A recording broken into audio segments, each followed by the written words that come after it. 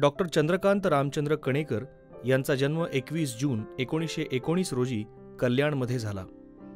तिथंच त्यांचं शालेय शिक्षण पूर्ण झालं, तर मुंबईतील एल्फिन्स्टन महाविद्यालय आणि रॉयल इन्स्टिट्यूट ऑफ सायन्स म्हणजेच आताच्या इन्स्टिट्यूट ऑफ सायन्समधून त्यांनी शास्त्र शाखेची पदवी आणि पदव्युत्तर पदवी सुवर्णपदकासह मिळवली. नंतर त्याच संस्थेत ते सहाय्यक प्राध्यापक म्हणून रुजू झाले. पुढे तिथूनच प्राध्यापक माता प्रसाद यांच्या मार्गदर्शनाखाली संशोधन करून त्यांनी रसायनशास्त्रातली PhD पदवी मिळवली.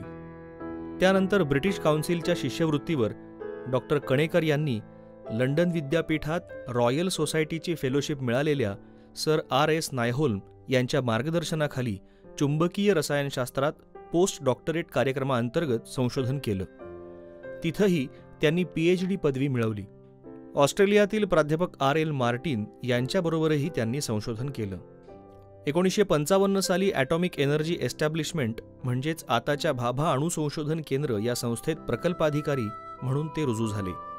नंतर 1957 साली प्राध्यापक धर्मट्टी यांच्या निर्देशनाखाली टाटा मूलभूत संशोधन संस्थेत रसायनशास्त्राचे प्राध्यापक म्हणून ते काम पाहू लागले. रसायनशास्त्राच्या ज्या शाखांमध्ये डॉक्टर कणेकरांनी विशेष संशोधन केलं त्यापैकी सर्वात महत्त्वाचं क्षेत्र म्हणजे चुंबकीय रसायनशास्त्र अर्थात मॅग्नेटोकेमिस्ट्री. त्यांनी धातूंचे अणू असलेली अनेक अकार्बनी संयुगांची चुंबकीय प्रवणता मोजून त्यांची संरचना आणि जडणघडण यांसंबंधीचा अभ्यास केला. त्यांनी अनेक कार्बनी संयुगांच्या संरचनेची माहिती मिळवण्यासाठी हाय रिझोल्यूशन NMR प्रयोगांची आखणी करून एका नव्याच क्षेत्राची मुहूर्तमेढ रोवली. या प्रकारच्या अनेक कार्बनी संयुगांच्या काही मूलभूत गुणधर्मांच्या यशस्वीरित्या नोंदी त्यांनी केल्या. त्या काळी NMR स्पेक्ट्रोस्कोपी हे तंत्र नवीनच होतं.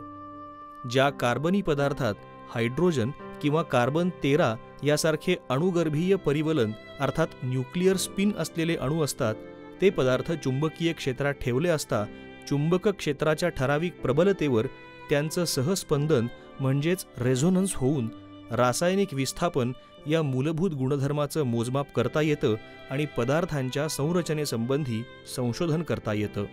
काही रासायनिक संयुगांचे द्रवस्फटिक वापरून रासायनिक विस्थापनांची मोजमाप तर केलीच, शिवाय प्रायोगिक निरीक्षणांची शास्त्रीय स्पष्टीकरणं देऊन अनेक संशोधन निबंध देशविदेशातील शास्त्रीय मासिकात प्रसिद्ध केले. त्या काळात नव्यानच ओळख झालेल्या मॉसबॉर परिणामावरही संशोधन करून त्यांनी अनेक असेंद्रिय कॉम्प्लेक्सेसचे रासायनिक गुणधर्म प्रथमच अभ्यासले. प्राध्यापक कणेकर आंतरराष्ट्रीय कीर्तीचे रसायनशास्त्रज्ञ होते. मराठी विज्ञान परिषदेचेही ते सदस्य होते.